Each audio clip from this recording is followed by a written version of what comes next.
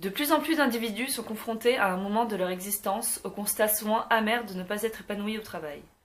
Si ce questionnement et ce mal-être ne sont parfois que passagers, bien souvent, ils sont les indicateurs qu'un changement de vie est nécessaire.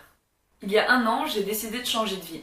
Et vu le temps phénoménal qu'on passe au travail, qui dit changer de vie dit aussi changer de métier. Pour résumer un peu mon parcours, donc j'ai suivi des études de communication digitale et j'ai terminé par 2 années d'alternance. Donc la première dans une entreprise de développement d'applications mobiles pour laquelle j'étais chargée de marketing et communication. Et la deuxième dans une agence de relations presse spécialisée dans le streetwear pour laquelle j'étais attachée de presse et community manager. Puis à la fin de mes études, j'ai été embauchée en tant que chef de projet digital dans une agence de communication spécialisée dans l'influence. Mon travail consistait à donner de la visibilité à des grandes marques sur les supports digitaux. Donc ça peut être des blogs, sur Instagram, sur YouTube. Donc voilà, j'étais vouée à évoluer dans un travail de bureau, donc à travailler derrière mon ordinateur toute la journée. Et ouais, c'est quelque chose de pas facile pour quelqu'un de physiquement actif comme moi. Et sinon, j'ai toujours travaillé à côté de mes études. Et ce depuis le collège, puisque mes parents ont tenu un resto pendant plus de 15 ans. Donc au début, je les aidais dans les petites tâches comme faire les additions à la main, parce que oui, à l'époque, ils n'avaient pas de caisse enregistreuse, donc c'était vraiment old school. Ensuite, j'ai aidé ma mère à trier les factures, et petit à petit, je me suis occupée du service en salle. Et donc vers 15-16 ans, j'étais tout à fait capable de gérer la salle toute seule. Et je me souviens qu'à l'époque, ça me d'y travailler, parce que non, je le faisais pas du tout de mon plein gré. Ouais, l'éducation à la vietnamienne, ça ne rigole pas. Et alors je me révoltais beaucoup contre mes parents parce que j'avais le sentiment de passer à côté de ma jeunesse. Que j'étais contrainte de travailler alors que j'aurais pu passer du temps avec mes copines ou à faire des trucs d'adolescente. Je me disais, non mais la restauration, c'est pas possible, c'est pas une vie, c'est trop fatigant, trop stressant, on vit avec un rythme décalé, et que jamais de la vie je bosserai dans la restauration plus tard. Qu'elle était naïve. Et puis après quelques années, mes parents recrutaient, donc j'ai pu enchaîner d'autres jobs étudiants, comme hôtesse événementielle, serveuse dans un salon de thé, serveuse dans une grande salle de concert à Paris, Bercy. Et c'est vrai que tous mes jobs étudiants concernaient le service ou la restauration, et je peux vous dire qu'après les années que j'ai passées chez mes parents, j'étais quand même un poisson dans l'eau et en mode machine de guerre. C'est comme si j'avais ça dans le sang au final. Je sais que ces différentes expériences m'ont beaucoup forgé et que j'y ai acquis des compétences personnelles et professionnels qui m'ont servi ensuite dans mes métiers de communication, comme la ténacité, l'organisation, le travail en équipe, la gestion du stress, la polyvalence. Donc en quittant Paris il y a un peu plus d'1 an, j'avais décidé de tourner la page sur mon métier dans la communication, parce que ça m'excitait plus vraiment et il y a des aspects qui ne me correspondaient plus. Et comme tout naturellement, j'ai eu cette envie profonde de revenir à la restauration. Donc j'avais ce besoin de contact humain réel et pas à travers un écran. J'avais besoin d'être physiquement en mouvement et pas assise derrière mon bureau.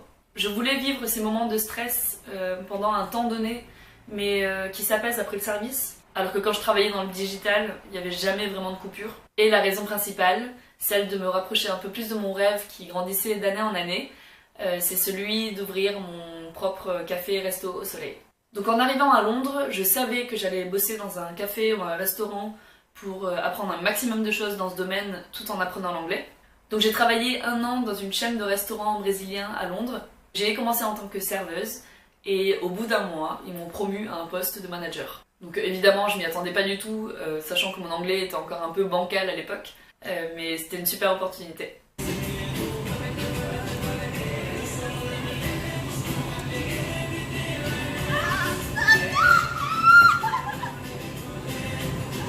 So today we're gonna see who's the best making caipirinhas, strawberry caipirinhas. Who's the faster? Between Mike and me.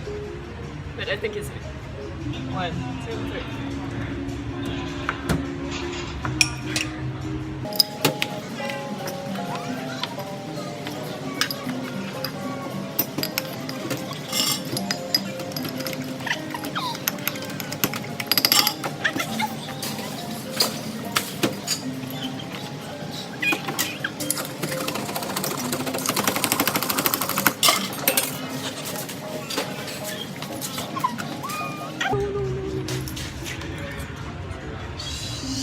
Ok, you won, but then maybe I can win for the testing.